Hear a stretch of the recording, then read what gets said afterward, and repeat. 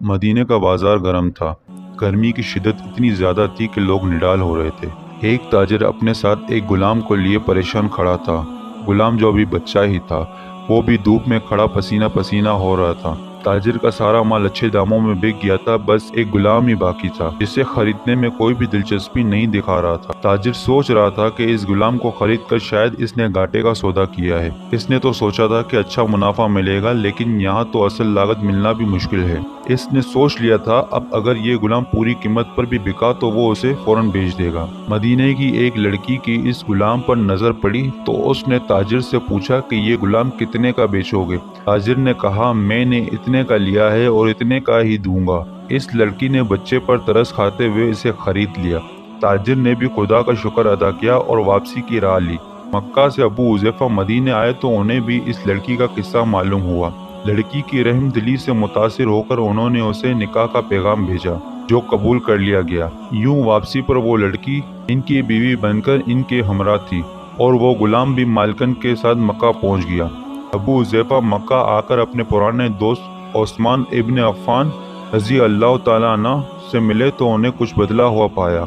ان کے رویے میں سرد میری محسوس ہوئی۔ انہوں نے اپنے دوست سے پوچھا کہ عثمان یہ سرد میری کیوں؟ تو عثمان بن عفان رضی اللہ تعالیٰ عنہ نے جواب دیا کہ میں نے اسلام قبول کر لیا ہے، تم ابھی تک مسلمان نہیں ہوئے، تو اب ہماری یہ دوستی کیسے چل سکتی ہے؟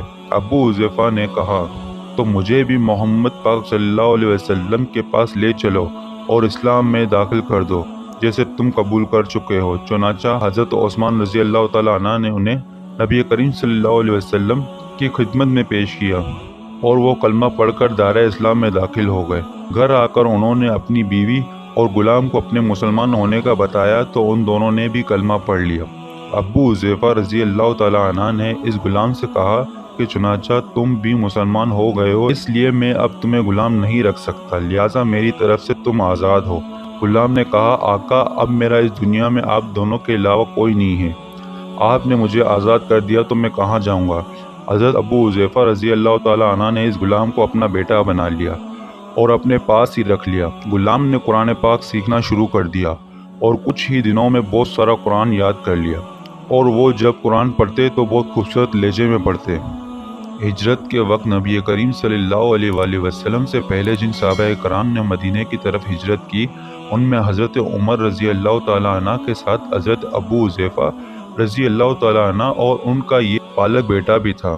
مدینہ پہنچ کر جب نماز کے لیے امام مقرر کرنے کا وقت آیا تو اس غلام کی خوبصورت تلاوت اور سب سے زیادہ قرآن حفظ ہونے کی وجہ سے انہیں امام چن لیا گیا، اور ان کی امامت میں حضرت عمر رضی اللہ تعالیٰ عنہ جیسے جلیل القدر صحابی رسول صلی اللہ علیہ وسلم بھی نماز ادا کرتے تھے۔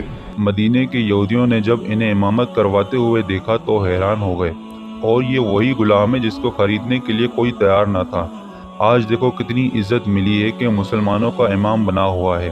اللہ پاک نے انہیں خوشگلو اس قدر بنایا تھا کہ جب آیت قرآنی تلاوت فرماتے تو لوگوں پر ایک موہیت طاری ہو جاتی۔ ایک دفعہ ام المومنین حضرت عائشہ صدیقہ رضی اللہ تعالیٰ عنہ کو رسول اللہ صلی اللہ علیہ وسلم کے پاس حاضر ہونے میں دیر ہو گئی۔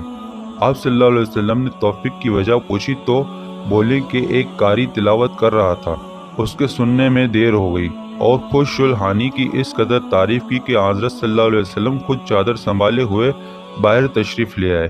آپ صلی اللہ علیہ وسلم نے خوش ہو کر فرمایا اللہ پاک کا شکر ہے کہ اس نے تمہارے جیسے شخص کو میری امت میں بنایا۔ کیا آپ جانتے ہیں کہ یہ خوش قسمت صحابی رسول صلی اللہ علیہ وسلم کون تھے؟ ان کا نام حضرت سالم رضی اللہ تعالی عنہ تھا۔ انہوں نے جنگ موطا میں جام شہادت نوش کیا۔